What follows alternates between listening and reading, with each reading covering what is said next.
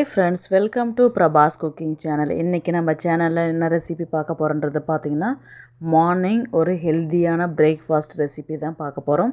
அது எப்படி செய்யறதுன்றது பார்க்கலாம். வாங்க வீடியோக்குள்ள போகலாம். ஃபர்ஸ்ட் ஒரு பாத்திரத்துல வந்து பாத்தீங்கன்னா ஒரு கப் அளவுக்கு ரவை எடுத்துக்கலாம். அதே அளவுக்கு வந்து பாத்தீங்கன்னா புளிக்காத தயிர் எடுத்துக்கலாம். ரவை எந்த அளவுக்கு எடுத்துக்கறீங்களோ அதே அளவுக்கு வந்து தயிர் எடுத்துக்கோங்க. இப்போ அரை டம்ளர் கிட்ட தண்ணி விட்டு நல்லா மிக்ஸ் பண்ணி விடுங்க. அதை நல்லா கலந்து விடும்பொழுது வந்து பார்த்திங்கன்னா நல்லா ஒன்றோட ஒன்று ஜெல் ஆகும். அதுக்கப்புறம் வந்து பார்த்திங்கன்னா ஒரு 10 to 15 நிமிஷம் கிட்ட நம்ம தட்டு போட்டு மூடி வைக்கலாம். நல்லா கலந்து விடுங்க. இப்போது தட்டு போட்டு ஒரு 15 நிமிஷம் கிட்ட மூடி வச்சாச்சு. இப்போது பார்த்திங்கன்னா நல்லா அந்த தண்ணி வந்து இழுத்துன்னு இருக்கும். இப்போது மறுபடியும் வந்து பார்த்திங்கன்னா அரை டம்ளர் கிட்ட தண்ணி சேர்த்து நல்லா தோசை மாவு பதத்துக்கு நல்லா திக்காகவும் இல்லாமல் தண்ணியாகவும் இல்லாத கலந்து விட்டுக்கோங்க. மீடியம் சைஸ் வெங்காயம் வந்து 1 பொடி பொடியாக நறுக்கினது சேர்த்துக்கோங்க. ஒரு தக்காளி பழம் பொடி பொடியாக நறுக்கினது சேர்த்துக்கோங்க. பச்சை மிளகாய் பொடி பொடியாக நறுக்கினது வந்து 2 சேர்த்துக்கோங்க. முருங்கைக்கீரை வந்து பார்த்திங்கன்னா ஒரு கைப்பிடி நல்லா அலசிட்டு எடுத்து சேர்த்துக்கோங்க. இது கூட வந்து பார்த்திங்கன்னா 1/4 டீஸ்பூன் வந்து பேக்கிங் சோடா உப்பு சேர்த்துக்கலாம். 1/4 டீஸ்பூன் வந்து சால்ட்டு சேர்த்துக்கலாம். 1/4 டீஸ்பூன் வந்து பார்த்திங்கன்னா பெருங்காயத்தூள் சேர்த்துக்கலாம். இதை நல்லா கலந்து விடலாம். இது நம்ம கீரை பிடிக்காத பிள்ளைங்களுக்கு நம்ம இந்த மாதிரி மார்னிங் பிரேக்ஃபாஸ்ட்டு செஞ்சு கொடுத்தாக்கா அழகாக சாப்பிட்ருவாங்க. அவ்வளோவும் ஹெல்த்தியான ரெசிபி. இது வந்து பார்த்திங்கன்னா நான் சின்ன பேனில் தான் ஊற்றுறேன்.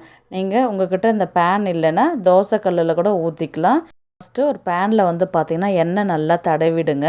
அதுக்கப்புறம் 2 கரண்டி கிட்ட நீங்கள் மாவை எடுத்து ஊற்றலாம். நம்ம சைடில் வந்து ட்ராப்ஸ் கணக்கில் தான் வந்து நம்ம ஆயிலை சேர்த்துக்க போகிறோம். சேர்த்துட்டு ஸ்லோ குக்கில் வச்சுக்கோங்க. ஸ்லோ குக்கில் வச்சதுக்கப்புறம் ஒரு பிளேட் போட்டு மூடி வைக்கலாம். 5 to 10 நிமிஷம் கிட்ட மூடினா போதும்.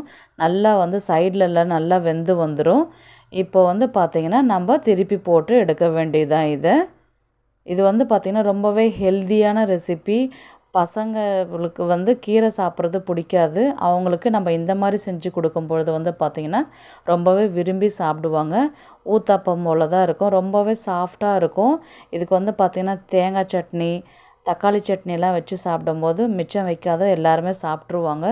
ரொம்பவே ஈவினிங் ஸ்நாக்ஸாக கூட நம்ம ரெடி பண்ணி கொடுக்கலாம் பிள்ளைங்களுக்கு ஸ்கூல்லேருந்து வரவங்களுக்கு. நம்ம ரெகுலராக செய்கிற தோசையை நம்ம டிஃப்ரெண்ட்டாக செஞ்சு கொடுக்கும்போது பிள்ளைங்களும் சரி பெரியவங்களும் சரி ரொம்பவே விரும்பி சாப்பிடுவாங்க. மீதி பேலன்ஸ் இருக்கிற மாவை நம்ம ஊற்றி எடுக்க வேண்டியது தான்.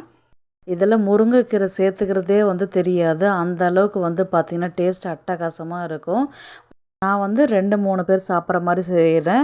நீங்கள் வந்து அதிகமாக செய்கிற மாதிரி இருக்குதுன்னா நீங்கள் மாவுடைய அளவும் தயிருடைய அளவும் அதிகப்படுத்திக்கோங்க. அதே மாதிரி கீரையுடைய அளவும் அதிகப்படுத்திக்கோங்க. கீரை வந்து முழுசாக போட உங்களுக்கு பிடிக்கலன்னா அதை நல்லா பொடி பொடியாக கூட நறுக்கி போட்டுக்கலாம். ரொம்பவே ஹெல்த்தியான ரெசிபி. ரொம்பவே டேஸ்ட்டும் அட்டகாசமாக இருக்கும். சாஃப்டாக இருக்கும். இதுக்கு தேங்காய் சட்னி வச்சு சாப்பிட்டு பாருங்கள். ரொம்பவே அட்டகாசமாக இருக்கும். திரும்ப திரும்ப செஞ்சு சாப்பிடுவீங்க. இந்த வீடியோ உங்களுக்கு பிடிச்சிருக்குன்னு நினைக்கிறேன். நெக்ஸ்ட் ஒரு நல்ல வீடியோவில் சந்திக்கலாம். பாய்.